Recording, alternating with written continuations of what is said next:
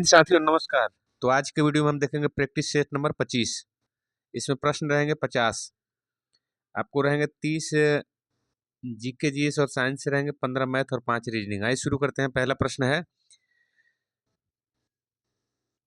क्षेत्रफल की दृष्टि से विश्व में सबसे बड़ा देश बताइए। तो क्षेत्रफल की दृष्टि से आप जानते हैं सबसे बड़ा देश है रूस। ठीक है जी, एशिया महादेश में पड़ता है। इसका कुछ भाग आपको मिलेगा यूरोप में भी मिलता है। ठीक है जी।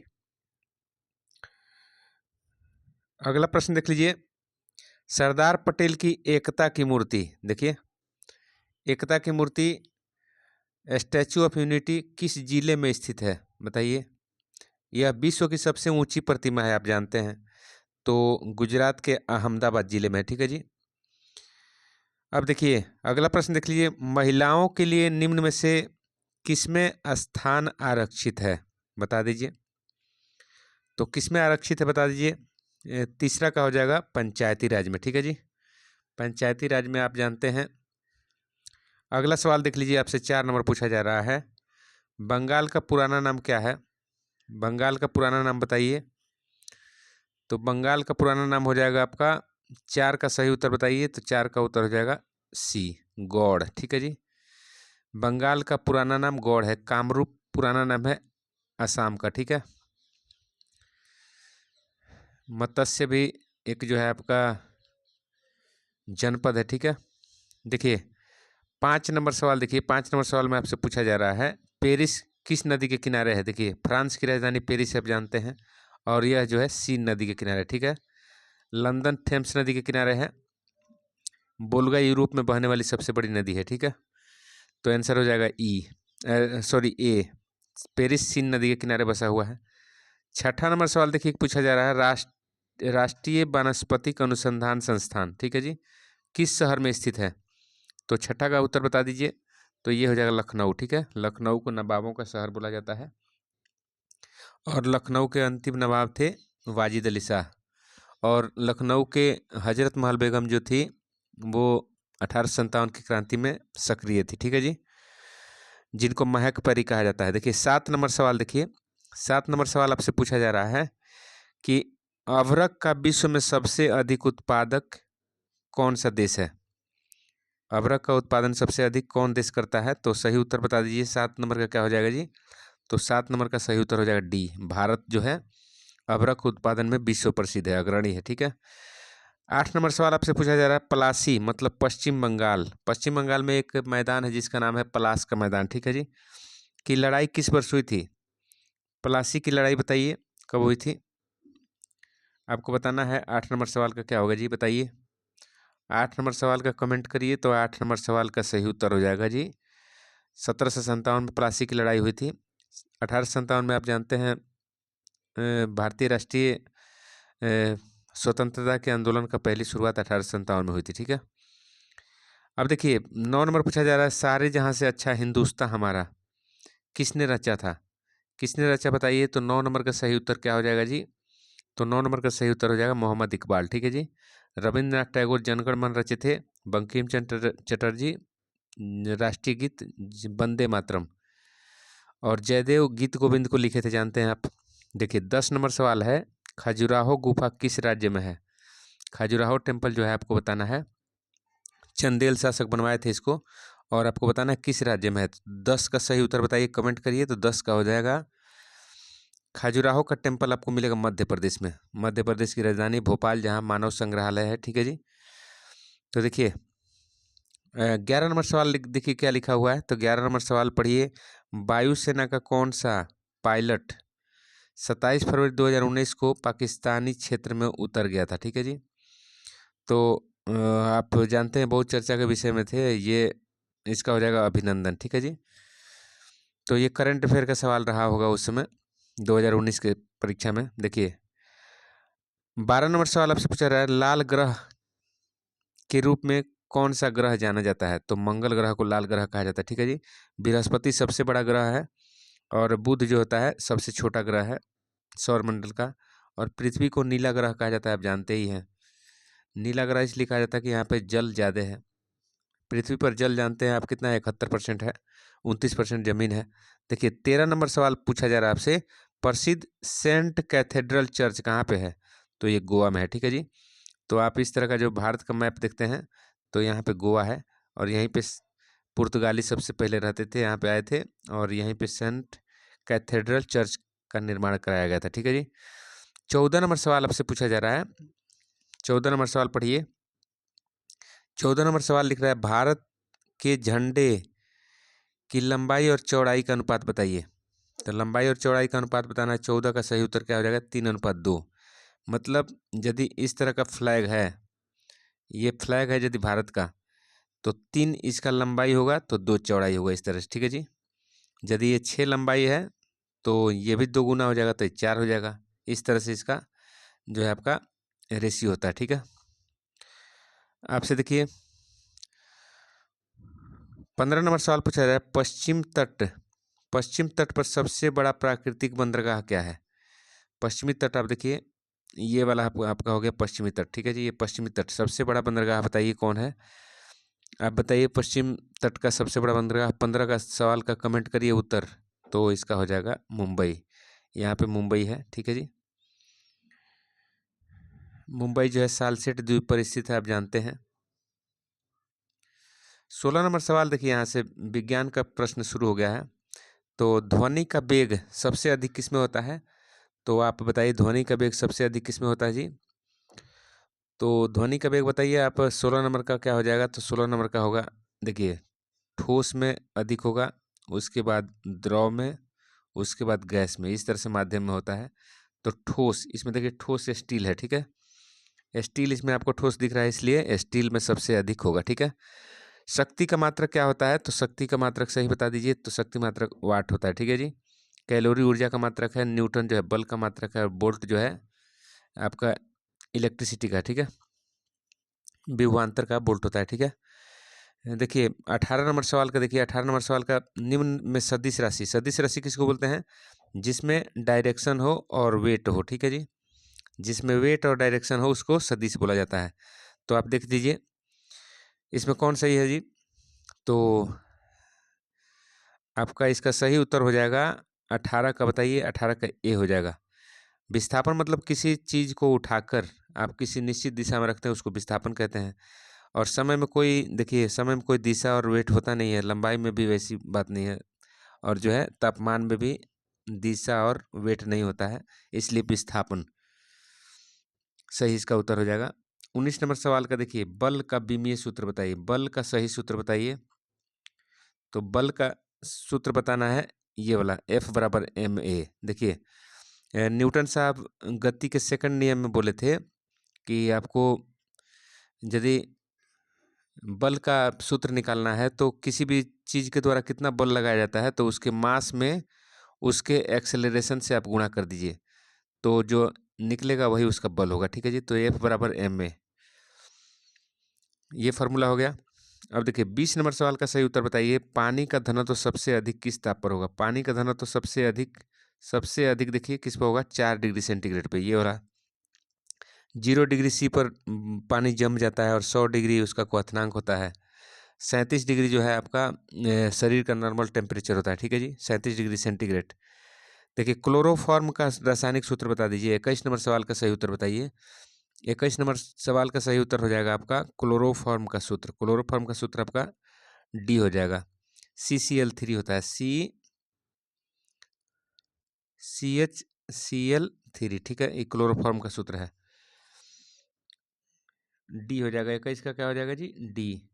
तो 22 नंबर सवाल देखिए, निम्न में से कौन सा रोग जल जनित नहीं है? मतलब कौन सा इसमें रोग है जो जल से नहीं होता है, जल जनित नहीं है, ठीक है। तो आप इसका देखिए, आंत ज्वर, अमीबा पेचिस, हैजा, दमा, बताइए इसमें कौन सा बीमारी जल से नहीं होता है?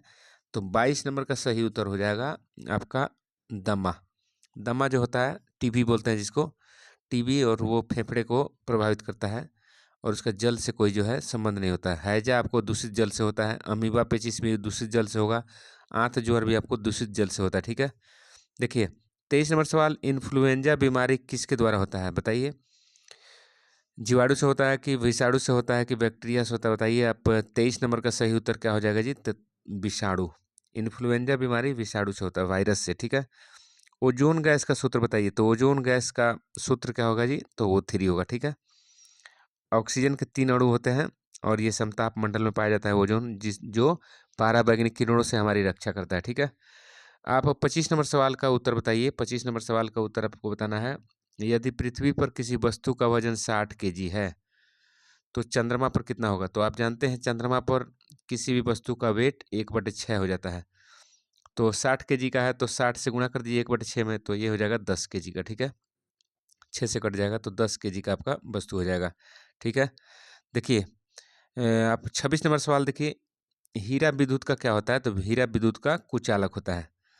हीरा चूंकि कार्बन का, देखिए कार्बन का आप जानते हैं यहाँ पे, यदि कार्बन आप देखें तो कार्बन के 3 अपरूप होते हैं। वैसे अपरूप तो बहुत है, जैसे आपका हीरा हो गया और एक हो गया ग्रेफाइट, ग्रेफाइट हो गया, उसके बाद फ्लोरीन हो गया, फ्लोरीन, उसके बाद आपका कोल्टार वगैरह हो गया, बहुत सारा अपरूप है। तो ग्रेफाइट जो होता है ना, जिसको आप पेंसिल में यूज करते हैं लिखने के लिए या ग्रीस वगैरह बनाने के लिए, तो ये सुचालक होता है। कार्बन का ही अपरूप है लेकिन ये सुचालक होता है और ये कुचालक होता है, ठीक है जी। कुचालक होता है हीरा। तो ग्रेफाइट जो है कार्बन, और कार्बन चूंकि देखिए अर्धचालक होता है, चालक भी है और नहीं कुचालक भी है।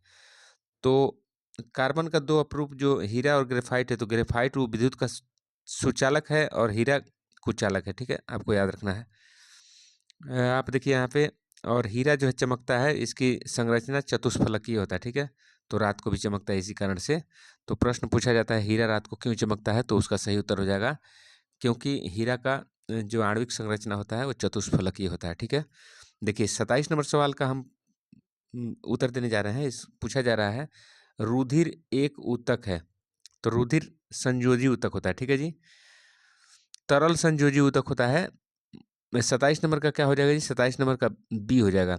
संयोजी ऊतक का मतलब होता है जोड़ने वाला, ठीक है, कनेक्टिंग टिश्यू होता है, ठीक है। तो रुधिर जो ब्लड होता है वो कनेक्टिंग टिश्यू होता है, लिक्विड कनेक्टिंग टिश्यू, ठीक है। अब देखिए 28 नंबर, बायोगैस में कौन सी गैस की मात्रा सर्वाधिक है। तो बायोगैस मतलब गोबर वगैरह से या सड़े गले पत्ती वगैरह से या अवसाद से जो है आपको जो गैस निकलता है कीचड़ वगैरह से, उसमें उसी को बायोगैस कहा जाता है। तो सबसे ज़्यादा उसमें होता है मीथेन गैस। मीथेन गैस का सूत्र होता है CH4 और ये एल्केन ग्रुप का होता है। एल्केन का सूत्र होता है CnH2n+2, आप जानते हैं। ये तो एल्किन एसिटिलीन जो एल्किन है, ये प्रोपेन भी आपको से एल्केन ग्रुप का है, मीथेन भी एल्केन ग्रुप का है, इथेन भी एल्केन ग्रुप का है। तो वहीं देखिए आप यहाँ पे मैं बता दूं आपसे, इथेन और प्रोपेन ये सब जो होता है LPG गैस में भरा रहता है और इसी का एक गैस होता है ब्यूटेन, जो लाइटर गैस कहा जाता है, ठीक है। अब देखिए 29 नंबर सवाल देख लीजिए। 29 नंबर आपसे पूछा जा रहा है, क्लोरीन, क्लोरीन जो है यहाँ पे इसका एटॉमिक नंबर 17 दिया गया है और एटॉमिक वेट 35 दिया गया है, ठीक है। तो इसमें न्यूट्रॉन की संख्या क्या है, न्यूट्रॉन आप जानते हैं। यहाँ पे देखिए ये न्यूक्लियस है, में न्यूक्लियस में कौन कौन कौन कण होते हैं, तो न्यूक्लियस में हम आपको बताने जा रहे हैं। देखिए न्यूक्लियस है तो इसमें प्रोटॉन रहता है और न्यूट्रॉन रहता है, ठीक है। और बाहर में क्या रहता है, इलेक्ट्रॉन। तो आपसे पूछा जा रहा है एटॉमिक नंबर, मतलब यहाँ पे 17 दिया है ना, क्लोरीन का आपको 17 दिया है। तो ये 17 जो है ये प्रोटॉन की संख्या है या इलेक्ट्रॉन का भी संख्या। आपको क्लोरीन में पूछा जाए तो प्रोटॉन और इलेक्ट्रॉन की संख्या 17 ही होगा। और न्यूट्रॉन का निकालना हो तो आप जानते हैं इसका वेट दिया है 35 और वेट बराबर होता है प्रोटॉन प्लस न्यूट्रॉन। तो आप देखिए प्रोटॉन का संख्या यहाँ पे 17 दिया है, 17 प्लस न्यूट्रॉन, तो यहाँ पे 35 है। तो 35 में से क्या होगा, 35 में से आप ये 17 घट जाएगा। देखिए बराबर चिन्ह के इधर जो आएगा तो घट जाएगा, इधर न्यूट्रॉन बच जाएगा। तो आप न्यूट्रॉन बराबर क्या हो जाएगा जिसमें से घटा दीजिए, 15 में से 7 गया 8 हो गया और ये 1 हो गया 18। न्यूट्रॉन कितना हो गया, तो न्यूट्रॉन बराबर हो गया आपका, न्यूट्रॉन आपका हो गया 18। तो आंसर क्या हो जाएगा जी, आंसर सी हो जाएगा, ठीक है। आंसर हो गया सी आपका।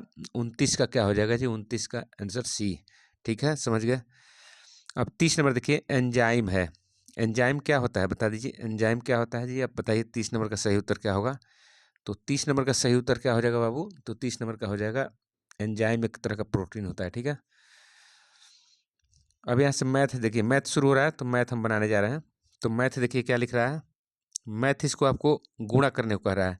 तो 10.3 इसको गुणा कर दीजिए आप 0.07 से, तो गुणा कर दीजिए। 7×21 आपके पास 2 बच गया, 7 0 0 2 हो गया, और एक 7 कम 7। अब देखिए पॉइंट यहाँ है 1 अंक पहले और यहाँ है 2 अंक पहले, तो टोटल आपको जो गुणनफल आया है इसमें 3 अंक पहले आपको डेसिमल बैठाना होगा। तो 1 2 3 मतलब यहाँ डेसिमल हो जाएगा, ठीक है जी। तो इसके पहले आप 0 भी दे देंगे तो 0.721 आपका आंसर क्या हो जाएगा, बी, ठीक है जी। अगला सवाल देखिए आपसे पूछा जा रहा है, अगला सवाल देखिए आपसे क्या पूछा जा रहा है जी, ऐसे छोटा कर लीजिए पूरा दिखेगा क्वेश्चन।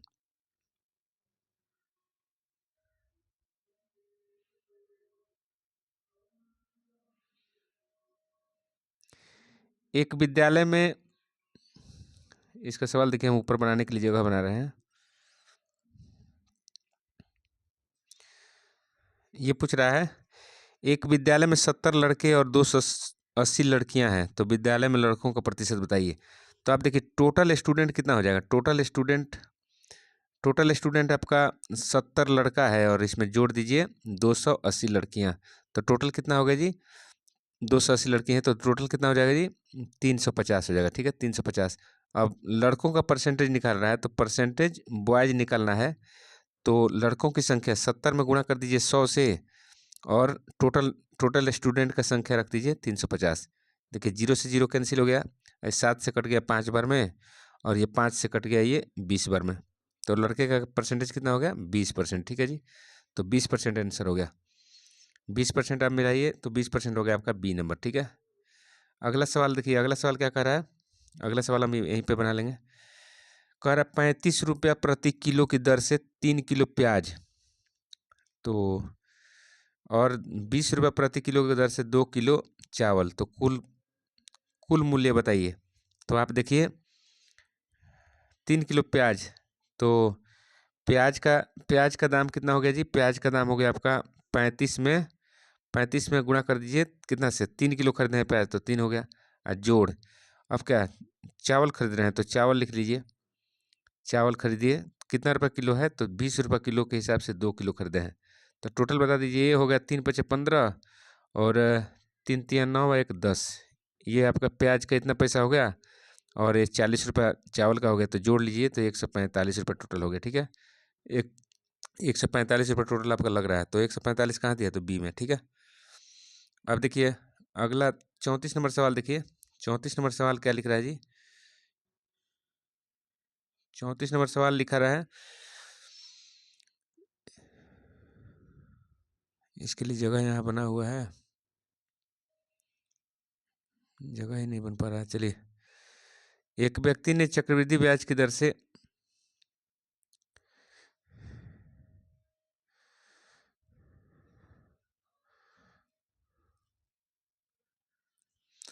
कह रहा है आपका चक्रवृद्धि ब्याज पर ये मूलधन हो गया, मूलधन कितना हो गया जी, 79,375 रुपया, और रेट आपका कितना हो गया 16%, टाइम हो गया 2 वर्ष, तो कह रहा है कितना पैसा चुकाएगा।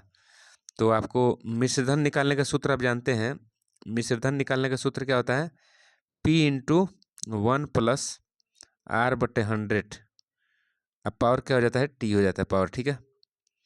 तो निकाल दीजिए आप यहाँ पे, P कितना है 79,375 और 16% रेट है, इसको हम फ्रेश पेज पे बना रहे हैं, देखिए 79,375 याद रखिए, चलिए नीचे पेज बनाया हूँ, तो यहाँ से हम बनाते हैं, यहाँ से देखिए टोटल बना देता हूँ। आपका P कितना दिया है, P आपका दिया है देखिए, P आपका देखिए इसमें कितना दिया है, मतलब आपका मूलधन दिया है P = 79,375, ठीक है जी। और आपका रेट दिया है कितना 16%, और टाइम कितना है 2 वर्ष, ठीक है।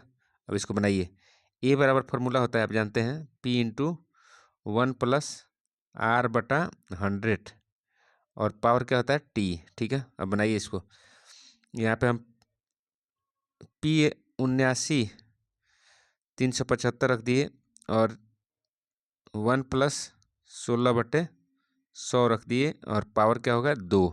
ठीक है, अब इसको हम 79,375 इसको हम काट देंगे 116 बटा नीचे हो जाएगा 100 और 2 है तो 2 बार गुणा कर दीजिए 116 और नीचे 100। अब इसको काट दीजिए आप। अब इसको काटिएगा आप तो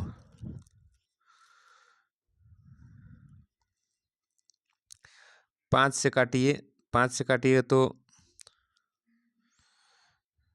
20/25 और ये कितना बार में कट गया 5 एकम 5 और ये आपका हो गया 5×25 और 4 बच गया 5×8 = 40, 5×7 = 35, 5×25। ठीक है जी, ये 5 से 4 बार में कट गया तो 5 से काटिए 3 बार में 5×3 = 15, 5 एकम 5, 5×7 = 35, 5×25। ठीक है जी, फिर ये 4 से देखिए ये वाला कट जाएगा, 4 से कट जाएगा, 4×2 = 8, 4×9 = 36 और ये देखिए 5 से फिर काटिए इसको तो 5 से काटिएगा तो ये कट जाएगा आपका 5 20/25 है 20 बार में और इसको काटिए 5×6 = 30 और आपका 5×3 = 15 और आपका 5 एकम 5 631 और ये देखिए कट जाएगा आप।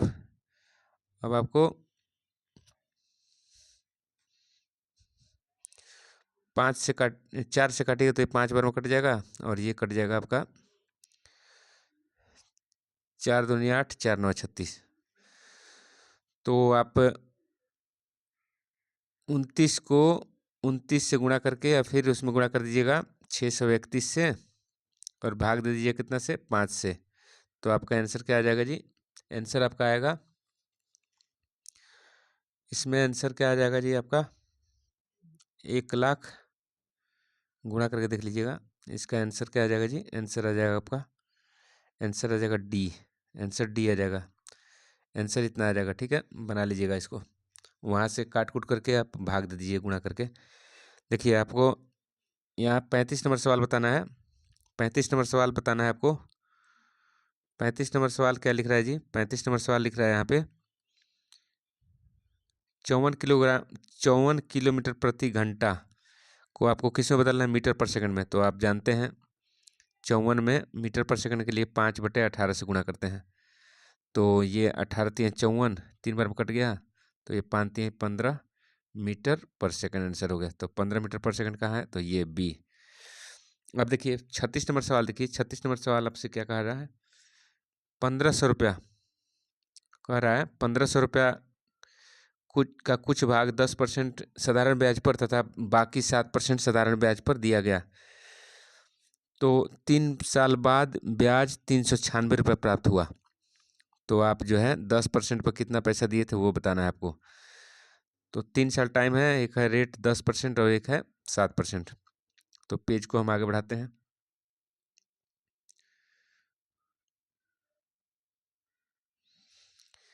एक रेट कितना दिया है? 10% और एक रेट कितना दिया है जी? 7%। ठीक है जी, तो एक यदि मान लिया एक P1 100 रुपया हो गया, तो इसमें PR और T है 3 वर्ष, अब बटा 100 कर देंगे और जोड़, यदि 100 रुपये एक मान लिए तो दूसरा क्या हो जाएगा? 1500 - 100 हो जाएगा और इसमें रेट है 7 और गुणे टाइम है 3 और बटा 100, टोटल ब्याज कितना मिल रहा है? 396 रुपया। ठीक है, अब इसको बना लीजिए, इसको बना लीजिएगा तो आप जो है एलसीएम, आपका एलसीएम 100 होगा तो 100 से जाकर उधर गुणा हो जाएगा, तो ये 30x हो गया, 30x और प्लस ये देखिए ये 3 है, 3 है ये, तो 7×3 कितना हो जाएगा जी? 7×3 21 हो गया, तो आपका हो गया इधर 15 में 21 से गुणा करिएगा तो कितना हो जाएगा जी? 21 और 15 से गुणा करिए तो 15 एकम 15 और 15×2 = 30 है, 31 और 2 जीरो बैठा लीजिए और घटाओ कितना हो जाएगा? 21x हो जाएगा और इधर 100 से गुणा होगा तो 396 पर 2 जीरो बैठ जाएगा। अब आप इधर देखिए 30x में से 7x चला जाएगा तो कितना बच जाएगा जी? आपका 9x बच जाएगा, 9x बराबर हो जाएगा, इसमें से इसको घटा दीजिए 31,500 इधर घट जाएगा तो क्या बच जाएगा जी, 001 और ये 8 हो गया, 8100 बच गया। तो 9 से काट दीजिएगा तो ये 900 बार में हो गया। ठीक है, तो एक पार्ट कितना आ गया, 900 रुपया। एक 900 रुपया हुआ, मतलब एक हो गया आपका 900 और दूसरा हो गया 600। ठीक है, तो दो पार्ट आपका किसका पूछ रहा है, कितना परसेंट वाला पूछ रहा है, तो आपका 10% वाला पूछ रहा है, तो आपका कितना हो जाएगा जी, 900 रुपये आंसर हो जाएगा। तो 900 देखिए कहाँ है, इसको मिला लीजिए। 900 कहाँ दिया है, तो 900 ए में दिया है, तो आंसर क्या हो जाएगा जी, 10% वाला 900 और 600 रुपये में 7% वाला है ये 10% वाला। ठीक है, बन गया इसे। पेज चूँकि छोटा है ना, इसलिए मुझे परेशानी हो रहा है। बोर्ड पर पढ़ाएंगे तो कोई दिक्कत नहीं है, तो हमको दिक्कत हो रहा है बाद में, ये पेंसिल को काटने पर ना ये इरेज हो जा रहा है, अपने से उड़ जा रहा है। ठीक है, तो इसलिए दिक्कत हो रहा है। आइए अगला प्रश्न देखते हैं। इसमें देखिए इसमें क्या क्या कह रहा है, पढ़िए। कह रहा है एक्स का मान निकालना है आपको। एक्स का मान बताइए। तो आप जानते हैं दोनों को जोड़ने से कितना आएगा, 180 डिग्री। तो 5 और 4 को जोड़िएगा तो 9x हो जाएगा। आप बोल रहा है 180 डिग्री इसका वैल्यू होता है। काट दीजिए 9 से, 9 दूना 18, 20। तो एक्स का मान क्या आ गया, 20 डिग्री आ गया। एक्स का मान क्या आ गया जी, 20 डिग्री। अब क्या करिएगा, एक्स का मान डी हो गया। अगला प्रश्न देखिए। अगला प्रश्न क्या कह रहा है, एक आयताकार फ्लैट है, आयताकार फ्लैट है, लंबाई उसकी चौड़ाई से 8 मीटर अधिक है। उस प्लॉट का क्षेत्रफल 48 वर्ग है। तो लंबाई बताइए। देखिए आप आयत का क्षेत्रफल जानते हैं क्या, एरिया बराबर कहता है लंबाई गुणे चौड़ाई होता है आयत का। कह रहा है जो लंबाई है चौड़ाई से 8 मीटर अधिक है। तो यदि लंबाई आप x मानते हैं तो चौड़ाई कितना हो जाएगा, इससे 8 अधिक x प्लस 8 हो जाएगा। ठीक है, अब यहाँ पर रख दीजिए। बोल रहा है एरिया 48 दिया है, तो 48 बराबर हो जाएगा, लंबाई आपका हो गया x प्लस 8 गुणा क्या हो जाएगा जी, आपका हो जाएगा x। तो इधर 48 बराबरी एक्स स्क्वायर अब प्लस कितना हो जाएगा, ये 8x, इसका फैक्टर करना पड़ेगा। तो ये क्या हो जाएगा जी, 48 बराबर एक्स स्क्वायर प्लस 8x। अब हम इरेज करते हैं, फिर से लिखते हैं। देखिए एक्स आपने लिखा वहाँ तक, इसको हम x square plus 8x minus 48 भी लिख सकते हैं, इधर 0 हो जाएगा। अब देखिए इन दोनों को गुणा करने से कितना, 48x स्क्वायर आएगा। 48x स्क्वायर आएगा ना जी। तो हम इसको देखिए, इसको हम दो पार्ट में तोड़ते हैं, तो 6 और 8 में तोड़ेंगे। जैसे देखिए आपका 48 लाने की 24 दूना 48, 8 छके 48।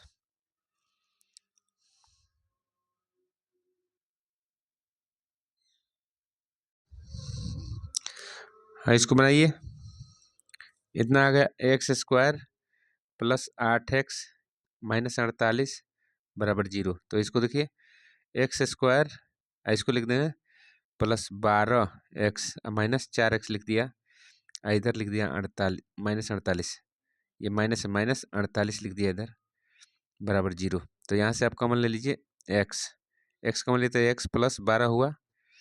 इधर देखिए -4 कॉमन लीजिएगा, -4 कॉमन लीजिएगा तो आप देखिए आपका बच जाएगा एक्स प्लस 12।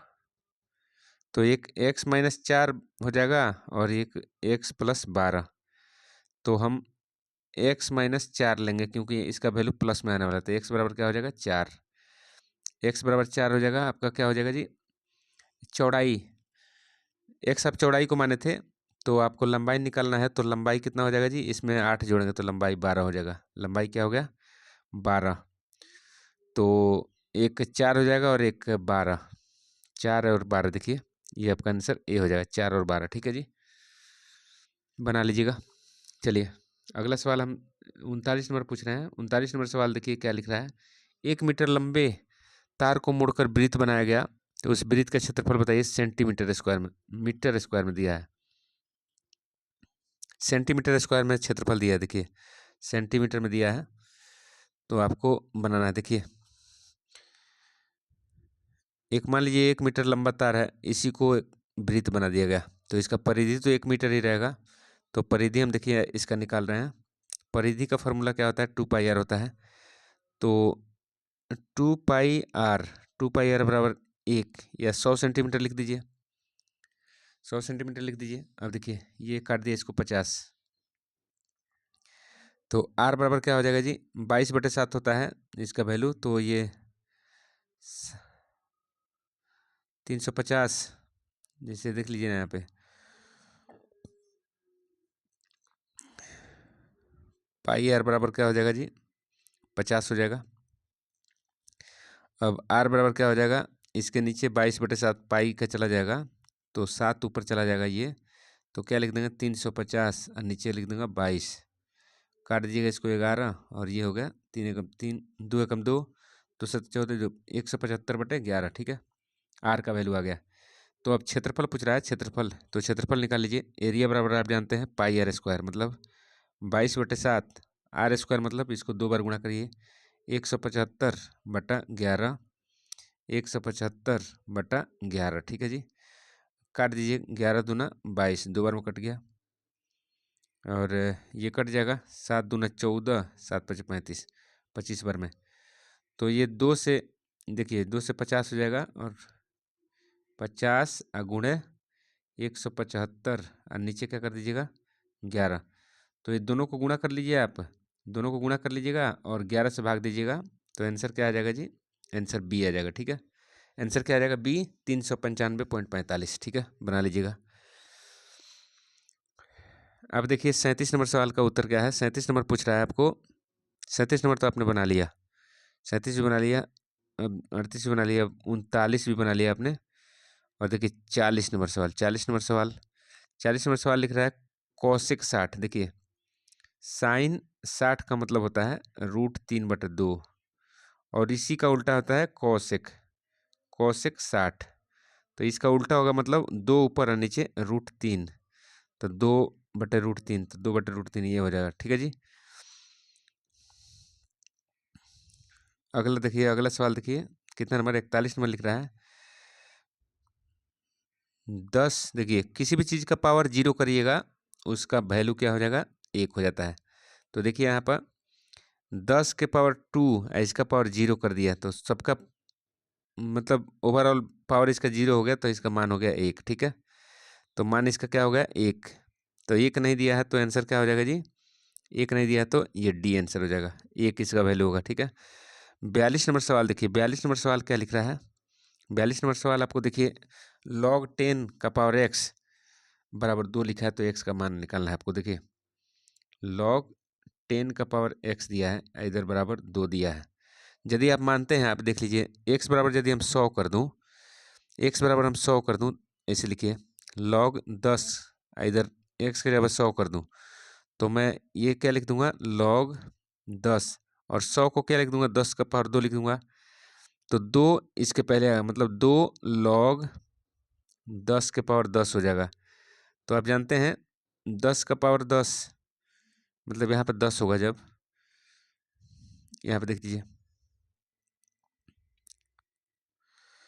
लॉग आप पढ़े होंगे, तो लॉग इधर 10 लिखूँ, यहाँ पे 100 लिखूँ, तो ये क्या हो जाएगा log 10, इधर 10 का पावर 2, तो ये 2 इसके पहले आ जाएगा, 2 log 10 के पावर 10। तो आप देखिए 10 का पावर जब 10 होता है, ये वाला इस तरह का वैल्यू आता है, तो इसका वैल्यू 1 हो जाता है, तो 2 गुणे 1 बराबर 2 हो जाएगा। इसका मतलब x का वैल्यू, यदि हम x का वैल्यू यहाँ पे 100 रखेंगे तभी 2 आएगा, ठीक है जी। देखिए 2 आ गया, तो x बराबर क्या हो जाएगा 100, आंसर क्या हो जाएगा बी, ठीक है। देखिए आप इसका वैल्यू निकालिए, 43 नंबर, 43 नंबर सवाल लिख रहा है, 43 नंबर सवाल लिख रहा है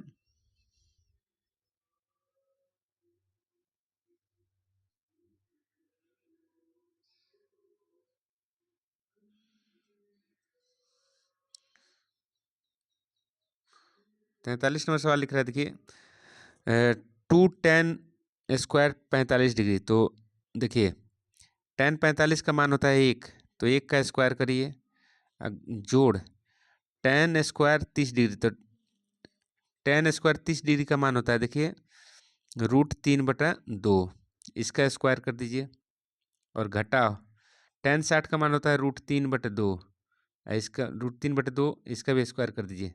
अब इसका मान क्या है ये पूछ रहा है, तो देखिए ये माइनस है और ये प्लस, तो ये दोनों कट गया, तो क्या बच गया जी, 1 का स्क्वायर करिएगा तो 1 ही आएगा, तो 2 में 1 से गुणा करिएगा, वैल्यू क्या आ जाएगा 2, आंसर क्या हो जाएगा जी 2। ठीक है, इस तरह से बनेगा।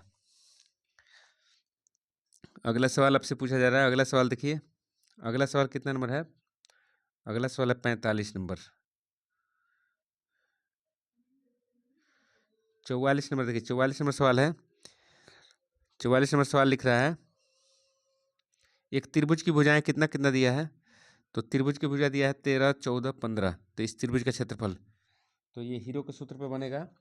तो हीरो के सूत्र में आपको सबसे पहले एस निकालना होता है, तो एस निकालिए, तो तीनों भुजा को जोड़ दिए, 13 + 14 + 15/2 होता है। ठीक है, तो ये जोड़िएगा तो कितना आएगा जी 17,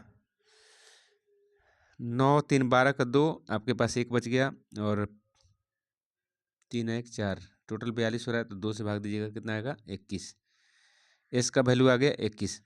अब आपको क्या करना है, क्षेत्रफल निकालने के लिए आप जानते हैं फार्मूला क्या होता है जी, फार्मूला होता है एरिया बराबर क्या होता है, √S × S-A × S-B × S-C, इस पर बनेगा। तो एस का वैल्यू कितना है 21, तो 21 गुणे 21 में से पहले 13 घटाइए, तो 13 घटाइएगा 21 में से, तो कितना आएगा जी 21 में से 13 घटाइए, 21 में से 13 घटाइएगा तो 11 में से 8 है, 8 बचेगा, तो यहाँ 8 लिख दीजिए। फिर 21 में से आपको बी घटाना, 14 घटाइएगा तो कितना बचेगा 7, गुणे देखिए 21 में से आप घटा दीजिए 15 को, तो 21 में से 15 को घटाइएगा तो 6 बचेगा। ठीक है, इस पर आप रूट चढ़ाइए, तो अब देखिए 21 को मैं क्या लिख सकता हूँ, 21 को लिख सकता हूँ 7 × 3।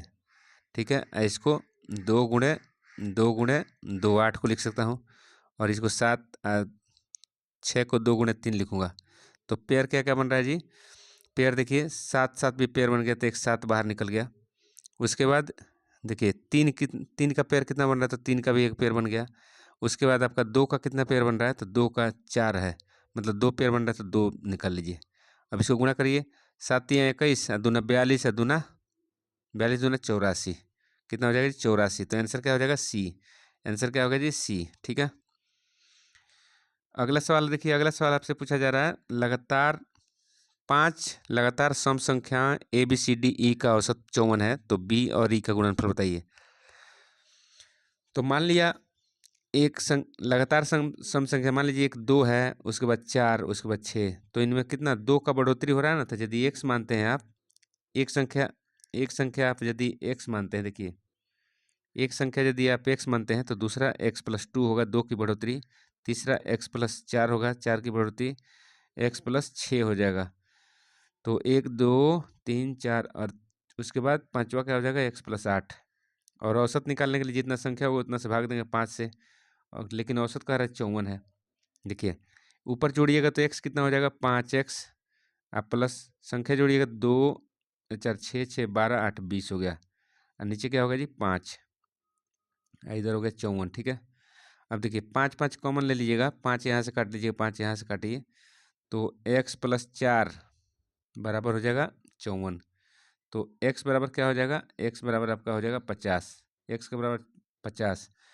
तो आप बताइए पहली संख्या 1 हो जाएगी 50, उसके बाद 52, उसके बाद 54, उसके बाद 56, उसके बाद 58, 1 2 3 4 5 हो गया, तो कह रहा है बी और ई मतलब दूसरा 52 और 58 का गुणनफल निकालिए।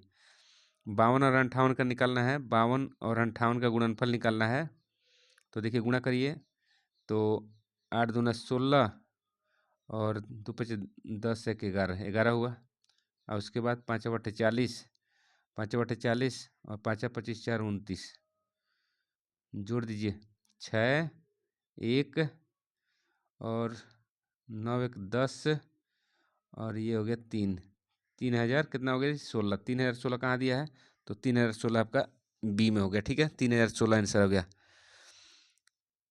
अब देखिए यहाँ से आपका रीजनिंग शुरू हो गया। रीजनिंग शुरू हो गया। देखिए रीजनिंग में क्या लिख रहा है, रीजनिंग में लिख रहा है आपका, वीडियो लंबा हो रहा है। जो संबंध रोटी का गेहूं से है तो उसी तरह ईंट का, मतलब जो रोटी गेहूं से बनता है तो उसी तरह ईंट किससे बना होता है, तो मिट्टी से। देखिए एक व्यक्ति पश्चिम पश्चिम की तरफ मुड़कर खड़ा है और 45 डिग्री दाहिने मुड़ता है और पुनः 180 डिग्री दाहिने मुड़ता है। तत्पश्चात 270 डिग्री बाएं मुड़ता है। अब उसकी मुख किस दिशा में है, तो बनाइए इसका। सबसे पहले आप इसको डायग्राम बनाइए। देखिए ऐसे डायग्राम बनाते हैं। ऐसे देखिए ये डायग्राम बन गया। ये आपका ईस्ट हो गया, ये हो गया आपका वेस्ट। सॉरी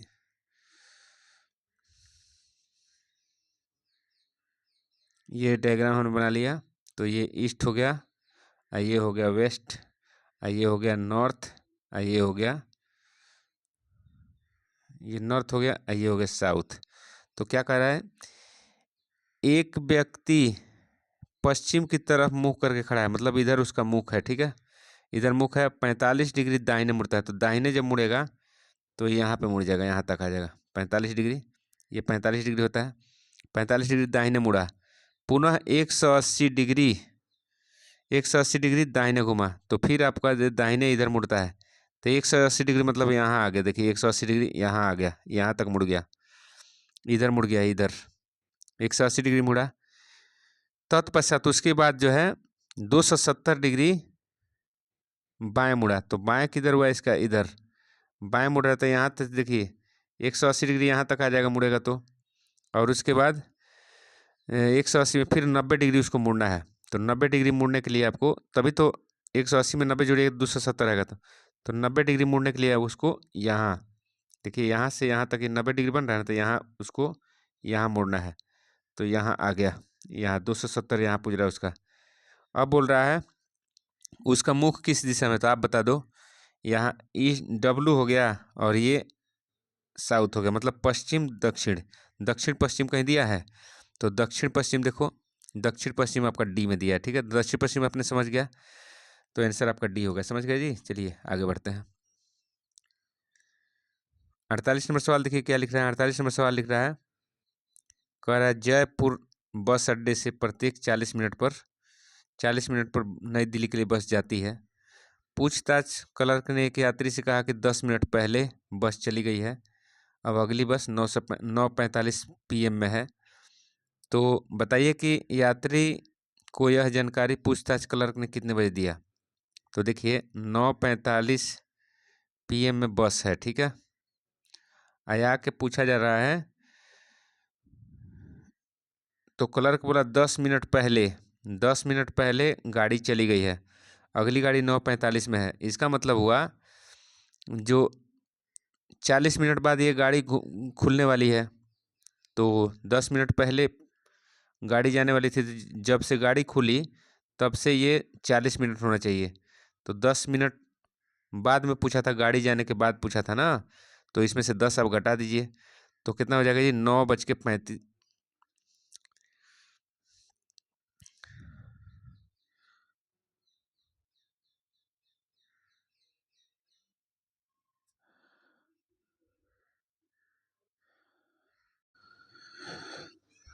तो आप देखिए 9:45 पर जो बस है और 10 मिनट पहले गाड़ी गई थी कोई। तो अब देखिए यहाँ से लेके यहाँ तक कितना, 40 मिनट का अंतर था। तो अभी तो 30 मिनट बचा हुआ है, तो इसमें से 30 घटाइए तो कितना हो जाएगा जी, 9:15। 9:15 PM में वो पूछा था बंदा, तो ये आपका हो जाएगा सी, ठीक है। अगला सवाल देखिए 49 नंबर लिख रहा है, एक परिवार में पिता, मतलब आपका देखिए ये पिता पॉजिटिव से समझिए, पिता और एक माँ है, मतलब एक निगेटिव। चलिए, और 3 विवाहित पुत्र हैं, तो पुत्र कितने हो गए, 3 पुत्र। तो 3 प्लस लिख दिए, 3 पुत्र हो गया। तो 3 उसकी बीवी भी होगी, तो 3 माइनस भी लिख लीजिए यहाँ पे, 3 माइनस। और उसके बाद पुत्रों में से 2 पुत्रों को 2 पुत्रियाँ, मतलब 2 पुत्रियाँ, मतलब 2 माइनस 2 माइनस, ठीक है, ये हो गई। और एक पुत्र है, तो एक पुत्र है तो यहाँ +1 लिख लो, पुत्र है। 3 विवाहित पुत्र और एक अविवाहित पुत्री, सॉरी विवाहित पुत्री। विवाहित पुत्री तो पुत्री एक हो गई, पुत्री यहाँ लिख लीजिए। और उसके बाद उसका जेंट्स भी होगा तो एक जेंट्स भी लिख लीजिए, हस्बैंड उसका होगा। तो कुल महिला सदस्य कितनी हो रही, तो महिला सदस्य जोड़ लीजिए 3 और एक ये 4, 4 और 4 8 और एक 9, टोटल महिला कितनी हो गई, तो डी आंसर हो जाएगा। क्या हो जाएगा, डी। 9 महिला हो रही है, देख लीजिए। 50 नंबर सवाल क्या पूछ रहा है, कह रहा है इसको पूरा करिए। आगे यहाँ प्रश्नवाचक में क्या होगा, प्रश्नवाचक में क्या होगा तो आपको बताना है। प्रश्नवाचक में क्या होगा यहाँ पे, तो देखिए 3 है, 17 है और 45 है, 87 है और यहाँ पे क्या होगा, तो देखिए यहाँ से कितना बढ़ रहा है 14, यहाँ से कितना बढ़ रहा है 28, यहाँ से कितना बढ़ रहा है 14 दूनी 28, 14 3 42 बढ़ रहा है यहाँ, और 14 दूनी 28, 14 3 42, 14 25 क्या होगा 70 बढ़ेगा यहाँ पे। तो 14 चौका 56 बढ़ेगा, 56, तो 56 इसमें जोड़िए। तो 3 8 5 13 1 14, 143, 143 कहाँ दिया है, तो 143 आपका डी में हो जाएगा। तो आज के वीडियो में इतना ही, अगली वीडियो में फिर मिलते हैं, तब तक के लिए जय हिंद जय भारत। चैनल को लाइक करिए, सब्सक्राइब करिए। आज थोड़ा सा लगता है टाइम अधिक लग गया है।